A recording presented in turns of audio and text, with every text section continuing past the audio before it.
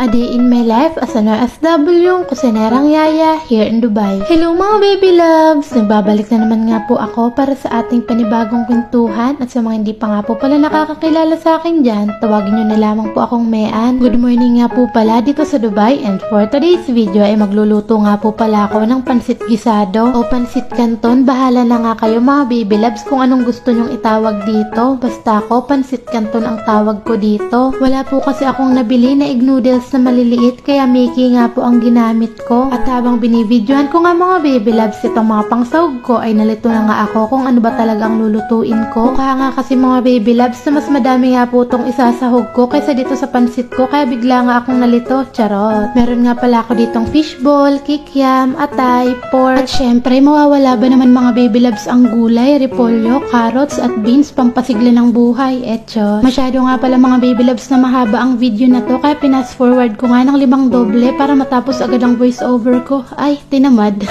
Inuna ko nga din po palang prinito itong kikiam at fishball ko para habang nagluluto nga ako ay may nakakain na ako. Charot!